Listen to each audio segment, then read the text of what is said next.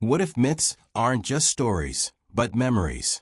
In this video, The Dream of the Gods, Myth as Memory, we explore the idea that ancient myths may be echoes of real events, civilizations, and cosmic truths long forgotten. From flood legends to sky beings, these tales might be more than imagination.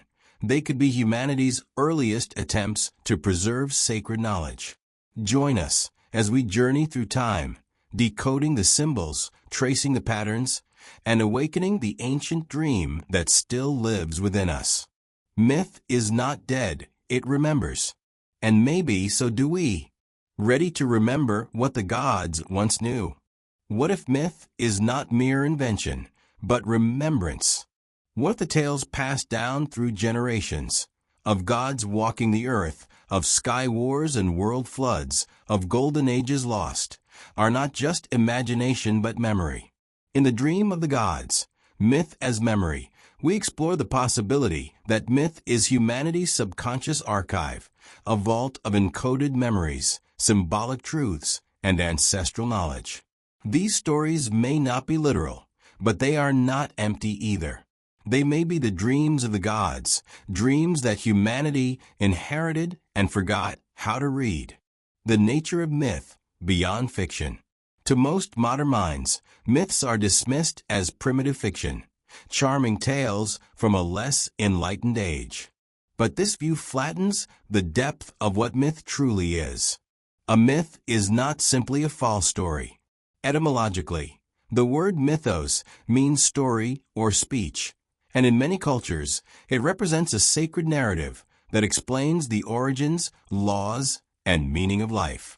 Carl Jung called myths expressions of the collective unconscious, shared psychological patterns that emerge across cultures and eras. Joseph Campbell saw myths as metaphoric roadmaps for the soul's journey. Others, like Mircea Eliade, considered them sacred history, echoing spiritual events that shaped the world. But what if there's more? What if myths encode not just psychology or spirituality, but historical and cosmic memory, events so ancient or catastrophic that they survive only in symbolic form? Echoes of lost worlds, Atlantis, and other flood myths. Consider the universal presence of flood myths. From Mesopotamia's Epic of Gilgamesh to the biblical story of Noah, from the Hindu tale of Manu to Native American and Aboriginal legends, the theme of a world-destroying deluge appears across continents. Are all these civilizations merely inventing the same metaphor? Or are they recalling a real event, perhaps a massive post-Ice Age flood or the sinking of an advanced civilization, such as Atlantis? Plato described Atlantis not as allegory, but as a historical account relayed to him through Egyptian priests. Could his tale reflect not fiction, but folk memory, an encoded record of a real culture wiped from the earth? If so, then perhaps myth functions like a dream, remembering not with precision, but with emotional and symbolic truth. Gods as ancient memory, celestial beings or ancient kings. Many myths feature gods who walk among men, teaching, ruling, fighting, loving. In Sumer, the Anunnaki were said to descend from the heavens to govern humanity. In Egypt, gods like Osiris and Thoth brought civilization. In Mesoamerica, Quetzalcoatl was a feathered serpent god who gave knowledge. In the Old Testament, sons of God descended to earth and mingled with humans. Could these be memories of a time when humans encountered beings they considered divine? Whether interpreted as extraterrestrial visitors, advanced ancestors, or symbolic projections of cosmic forces, these myths suggest contact between earth and sky, mortal and divine. Some researchers suggest that ancient myths preserve the memory of real events, a lost epoch in which early humans were guided or even genetically altered by advanced beings. To the ancient mind, any being of great power or wisdom was a god. But what if the gods were not imaginary, but remembered? Myth as code, symbolic memory, and archetype. Even when not literal, Myths may still be true, symbolically and psychologically. Take the archetype of the hero's journey, found in myths from Gilgamesh to Hercules to Jesus. The hero departs from the known, undergoes trials, gains wisdom, and returns transformed. This is not just a story, it's a map of inner growth, encoded into culture. Myths may also encode sacred cosmology. The Hindu cosmological yugas, the Mayan calendar cycles, or the Norse Ragnarok all speak of time as cyclical, not linear. They suggest that humanity undergoes repeated ages of rise and fall, golden ages followed by decay. Perhaps these stories remember past epochs lost to catastrophe, or hint at future ones yet to unfold. Symbols, serpents, trees, mountains, rivers, also reappear across myths. The serpent may represent life force or transformation. The tree may symbolize the axis mundi, the bridge between realms. These symbols act like memory triggers, fragments of a language the soul remembers even if the conscious mind does not. Trauma in the collective, cataclysm and amnesia. One compelling theory is that myth arises from trauma, civilizational trauma on a scale so vast that it shattered memory and language. Myths, then, would be the fragments that survive.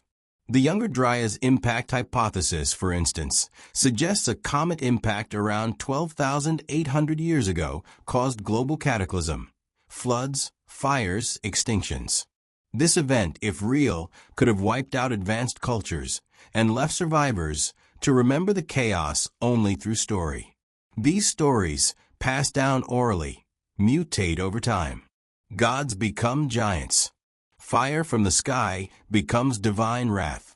But the memory persists, encoded in myth, like dream residue. Myth as DNA, memory beyond mind. Memory may not only live in words, but in our very biology. Recent studies in epigenetics show that trauma can be inherited across generations. If pain can be passed through blood, why not memory? Perhaps myth is ancestral memory made narrative, our attempt to process what the body or spirit already knows. Consider indigenous myths that remember landscapes as they existed during Ice Age geography, long before written history, or creation stories that align with astronomical events, eclipses, solstices, alignments, that could only have been tracked over millennia. These stories may be cultural DNA, spiritual records carried in collective memory. Myth and the Dreamtime, indigenous memory as timeless. Aboriginal Australians speak of the Dreamtime not as past, but as eternal, a realm outside linear time where the ancestors live and creation continues. Myth for them is not ancient history, but living truth. The landscape itself is a sacred map, with each rock, hill, and river tied to a story, a being, a lesson. This approach to myth as timeless memory mirrors the dream world of the soul. Myths are not things to believe in or disprove.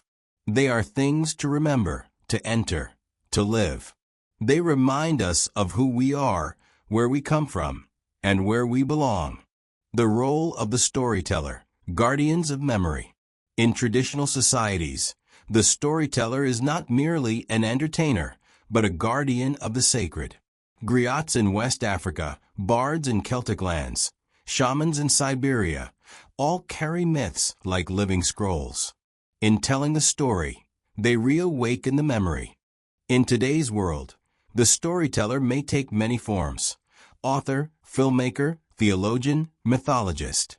But the role is the same, to remember for the tribe what the tribe has forgotten.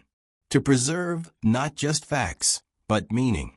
As we grow increasingly disconnected from nature, ancestry, and spirit, the mythic imagination becomes more vital than ever. It is not escapism, it is return. Reclaiming the dream. Why myth still matters. We live in an age obsessed with data, facts, and literalism. Yet beneath our surface rationality, we are still dreaming. The popularity of fantasy, science fiction, superhero tales, and ancient alien theories shows a hunger for myth, stories that speak to the soul. To reclaim myth is to reclaim a part of ourselves. Not to take every story literally, but to ask, what memory lives in this tale? What truth hides in this symbol? What dream are we trying to remember? The myth of Prometheus may be about the theft of fire, or the awakening of human consciousness. The story of Eden may be about the loss of innocence, or the birth of duality. The tale of the flood may be about judgment, or the renewal of life. Each myth has layers: historical, symbolic, psychological, and spiritual. They are palimpsests of human memory, waiting to be read. Yet some dreams, like myths, endure far longer than a single night's sleep. They echo across centuries, civilizations, and consciousness itself. They do not vanish with the morning. They lodge themselves in symbols, songs, and sacred tales, transmitted from mouth to ear, ink to parchment, temple to temple. These dreams live on, not in the fragile world of fact, but in the robust world of meaning. What we call myth may, in fact, be the dream memory of humanity, not historical in the literal sense, but in the soul's sense of truth. This is not about whether the gods of Olympus or the avatars of Vishnu were real in the scientific sense. It's about the deeper question: what truth do these beings carry? What memory do these stories preserve? This is the heart of the dream lives on. To see myth not as superstition, nor as discarded history, but as a conscious remembering of the human soul across time. 2. Myths as echoes of forgotten worlds. Before the written word, there was the spoken story.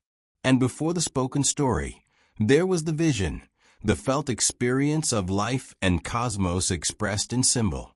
Myths may be born of these visions, shaped by the primal memory of ancient peoples trying to make sense of both wonder and terror.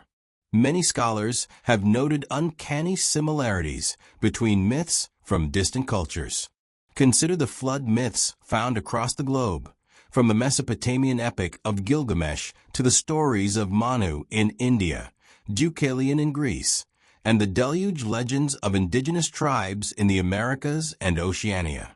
These are not coincidences. They are collective memory surfacing across space and time. Could these be echoes of a real event, such as a post-ice age deluge or the catastrophic Younger Dryas period? Even if not precise records, these stories carry emotional truth and archetypal resonance. They are attempts to preserve something too vast, too shattering to forget, yet too mysterious to fully explain. Like a dream, myth is not concerned with details. It captures the meaning of an experience. And meaning, unlike data, does not fade. It survives, transforms, and reemerges.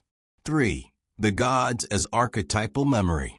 In mythic traditions, gods are rarely just supernatural beings who rule over humanity. They often represent universal principles, archetypal forces, or cosmic laws. But what if they also represent something else? Memory of a time when the boundary between the human and the divine was less rigid. In ancient Sumer, the Anunnaki were those who from heaven to earth came. In ancient Egypt, gods like Osiris and Thoth were said to have ruled in person. In the Hebrew tradition, sons of God came down to dwell among humans. In the Vedas, the Devas and Asuras battle, not just in the heavens, but here on earth. Whether one interprets these accounts as references to divine beings, extraterrestrials, symbolic projections, or ancestral memories, the result is the same. Humanity dreams of an age of communion with something greater, an age now lost, but not entirely forgotten. The gods may no longer walk with us in the same way, but their stories persist. Perhaps this is not because we are nostalgic, but because something in us remembers. For memory in symbol, language of the dreaming mind. Myths are not straightforward narratives. They speak in metaphor, in symbol, in dream logic. They are closer to poetry than prose, more like visions than reports. This is part of their power, and also why they are so often misunderstood. A tree in myth is not just a tree. It is the axis mundi, the world tree that connects the heavens, earth, and underworld. A serpent is not simply a reptile. It is transformation, wisdom, or the cyclical nature of life. A descent into the underworld is not a trip through caverns. It is the soul's journey into shadow, loss, and rebirth. These symbols do not mean in the rational sense. They resonate. They awaken a knowing deeper than words. They speak to the part of us that dreams, remembers, and recognizes. It is in this symbolic language that myth preserves memory. Not memory of dates and names, but memory of essence, of sacred truth, of forgotten harmony, of lost wholeness. Cataclysm and amnesia, the silence after the fall. Many myths speak of a great fall, a catastrophe that disrupted the original harmony. In Genesis, it is the exile from Eden. In Greek mythology, it is the fall from the Golden Age. In the Hopi and Mayan traditions, we live in a degenerate world, a fallen age following the collapse of previous worlds. These are not just moral tales, they are memories of trauma. Cataclysm, whether environmental or spiritual, leaves scars. When entire civilizations are lost due to war, flood, fire, or colonization, the survivors remember not through records, but through story. Over generations, these stories become myth. And just as an individual may suppress a traumatic memory, cultures too can forget, intentionally or through the erosion of time. Yet the memory lingers. It emerges in dreams, in symbols, in sacred tales.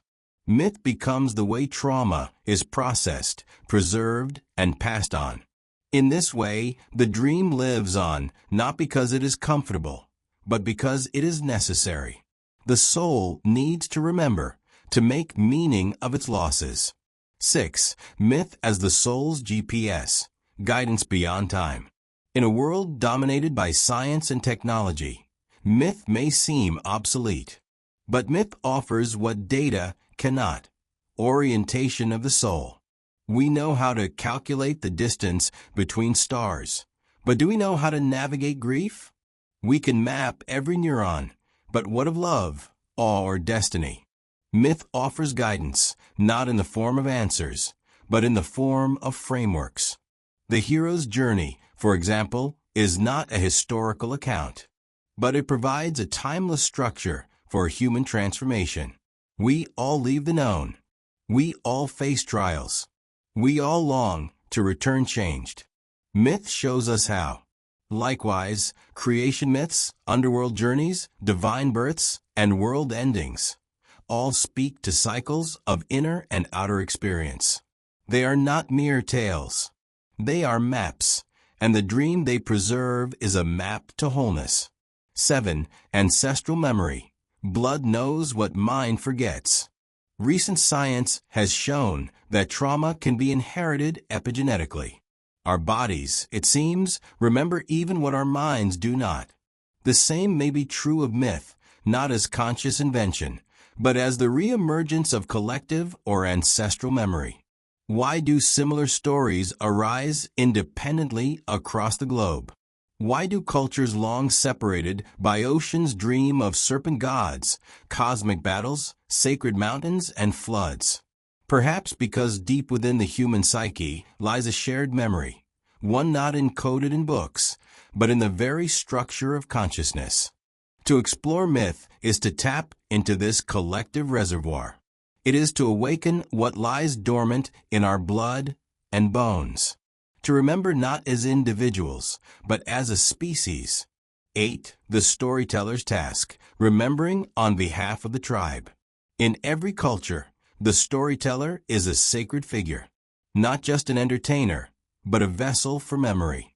The griot, the bard, the shaman, the oracle, they carry the dream.